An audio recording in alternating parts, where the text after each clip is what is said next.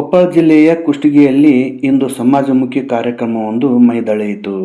ನಗರದ ಖಬರಸ್ಥಾನದ ನೂತನ ಗೇಟ್ ಹಾಗೂ ನಾಮಫಲಕದ ಉದ್ಘಾಟನಾ ಸಮಾರಂಭ ಜರುಗಿತು. ಈ ಸಮಾರಂಭದಲ್ಲಿ ಮುಖ್ಯ ಅತಿಥಿಯಾಗಿ ಪಾಲ್ಗೊಂಡ ಅಧ್ಯಕ್ಷರಾದ ಶ್ರೀ ಹಸನ್ ಸಾಬ್ ದೋಟ್ಯಾಳ್ ಅವರು ಗೇಟ್ ಮತ್ತು ನಾಮಫಲಕದ ಉದ್ಘಾಟನೆ ನೆರವೇರಿಸಿದರು.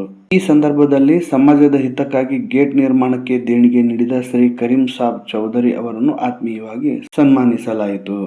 ಇದೇ ವೇಳೆ ಪರಿಸರ ಸಂರಕ್ಷಣೆಯ ಸಂದೇಶ ಸಾರುವ ಸಲುವಾಗಿ ಸುಮಾರು 300 ಸಸಿಗಳನ್ನು ನೆಡುವ ಕಾರ್ಯಕ್ರಮಕ್ಕೆ ಚಾಲನೆ ನೀಡಲಾಯಿತು.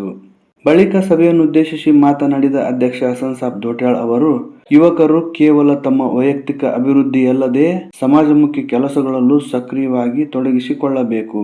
ಸರ್ಕಾರದಿಂದ ಸಿಗುವ ಯೋಜನೆಗಳ ಸದುಪಯೋಗ ಪಡೆದುಕೊಂಡು ಸಮಾಜದ ಏಳಿಗೆಗೆ ಶ್ರಮಿಸಬೇಕು ಎಂದು ಯುವ ಜನತೆಗೆ ಕರೆ ನೀಡಿದರು.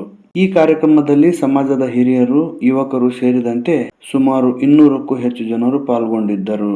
ಈ ಸಮಯದಲ್ಲಿ ಕಾರ್ಯಕ್ರಮವನ್ನು ಆಯೋಜಿಸಿದ ಖಬರಸ್ಥಾನ್ ಕಮಿಟಿಯ ಎಲ್ಲ ಯುವಕರಿಗೂ ಅಭಿನಂದನೆ ಸಲ್ಲಿಸಲಾಯಿತು.